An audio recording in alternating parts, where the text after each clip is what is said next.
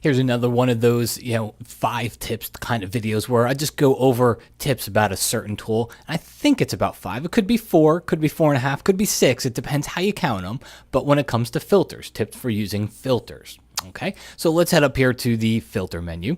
The first tip is something called the filter gallery. So it's, I'm stretching by calling the filter gallery a tip. But when the filter gallery does open, what a lot of people don't know is that I can add a filter here. All right, let's go with something pretty crazy, rough pastels. All right, and then I can stack this filter. If I click this little icon down here, it creates a new filter layer. I can now come in and I can choose another one. So now I'm able to stack 2 filters on top of each other all at once though. All right, it's not like I'm running a filter, creating a new layer, coming back here and trying to get the other filter to go on top of it. I'm stacking them all at once. I can preview what it looks like without one or without the other. In fact, I'm kind of not liking plastic wrap.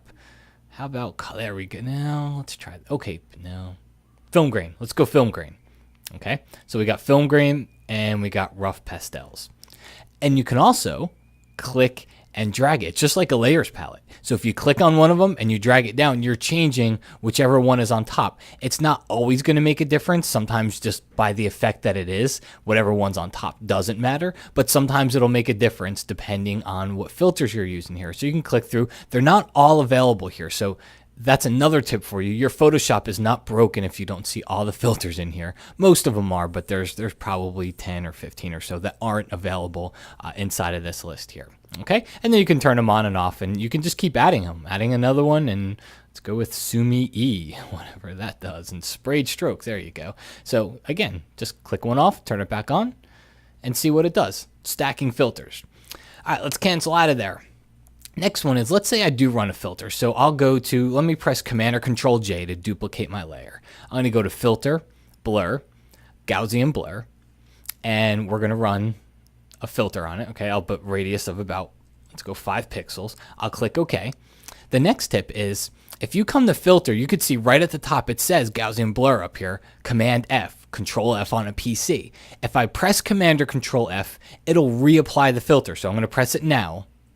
And you can see it got just a little bit more blurry. In fact, I'll show you how we'll see it even more here, because if you just keep pressing Command F, it'll keep reapplying the filter. If you press Command Option F, or that would be Control Alt F on a PC, so just throw the Option or Alt key in there, it opens up the same filter with the dialog box set to the last setting, so now you can change it if you want. Okay, so Command F just automatically reapplies. Command Option F opens up the last filter dialog box with the same settings so that you can change it if you need to. On the topic of filters, let's go ahead and press Command or Control J again. You can have it so filters are not, because notice they've been permanent. All right, let me run Gaussian Blur.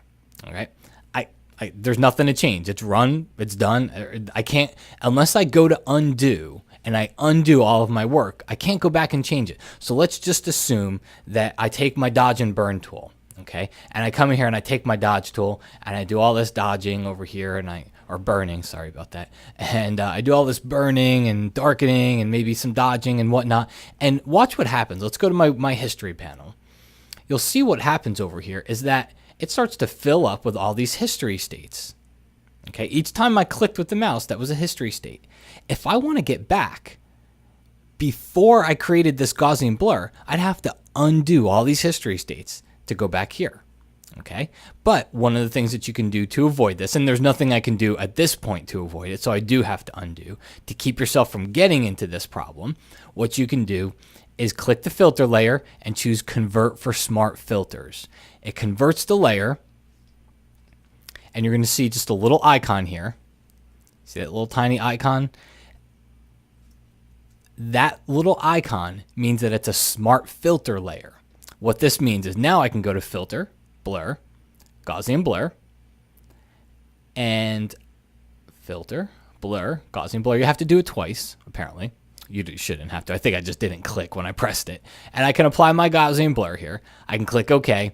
And then I can go on, I can add layers, I can do all these things that I'd want to normally do to my photos. And I can come back here later on and I can decide maybe I want to change this. Just double click on the words Gaussian Blur and now I can change it. Okay, so it's always live. It's kind of like a live effect. I can always come back over here and I can change it. And you've even got some more settings. You'll see it comes with a layer mask. So if I wanted to take my brush tool, paint with black, I can paint away the blur from certain parts of the photo.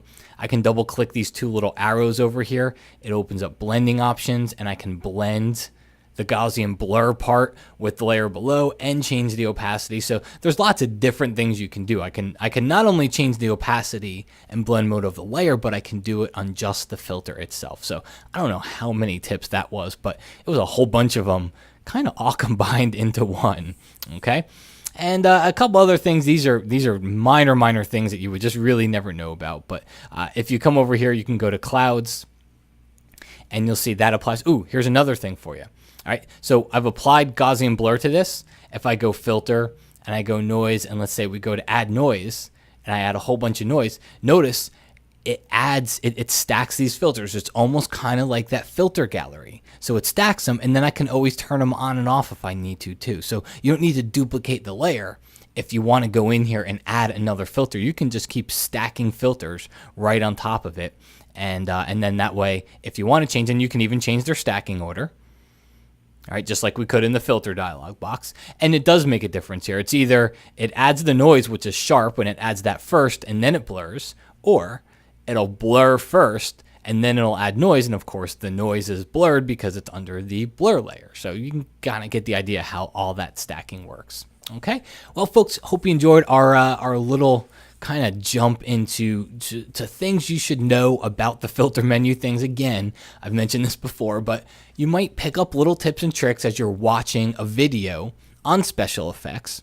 But I kind of wanted to just to step aside and do something a little bit different here, which is to go through some important areas of Photoshop and give you all the tips, all the little keyboard shortcuts, all the little undocumented things about using that area, so that they're all in one place. And that way you can it kind of gives you a better chance at remembering what they all are. I want to give you one more too. You okay with that? All right. Nobody said okay, but I'm going to guess you're okay. Notice that most filters don't have keyboard shortcuts. Okay. Some of them up here do, but these aren't really any of the ones that we want for keyboard shortcuts. Like I use Gaussian blur a lot. Okay. I also use, let's go filter, sharpen. I use unsharp mask a lot. All right. So let's take unsharp mask as an example, because I do use that quite often. What you can do is just come over here to edit, go down to keyboard shortcuts. It's right below my cursor. It's going to be cut off. Go to keyboard shortcuts, go over here to application menus, come down to filter, and then just scroll all the way down until you find the one you want. We have unsharp mask right here. And U for unsharp mask kind of makes sense. So if I press Command or Control U, it tells me it's already in use from hue saturation. Well, that's a hue saturation adjustment. It's not the adjustment layer. Okay, I use the adjustment layer all the time, so I don't typically press Command or Control U to do hue saturation, because I'm always going to an adjustment layer instead. So this is a good time where I can go and I can override Command U for hue saturation and make it unsharp mask. Same thing, Gaussian blur. We can come up here to our blur filters and type in Command G. Layer group. Well, if you don't use groups in your layers panel, then maybe you're okay with switching it. So all you have to do over here is just click accept, then click OK. When you come back over here to the filter menu, you'll see it shows that it has these keyboard shortcuts that are now assigned to it. So anytime I want to go into unsharp mask or Gaussian blur, all I have to do is hit that keyboard shortcut. Kind of a filter tip, but kind of not. But that's why I put it in there at the end. Just a little kind of, it's nice to know. All right. Well, folks, hope you enjoyed. My name's Matt Klaskowski, and I will talk to you again soon.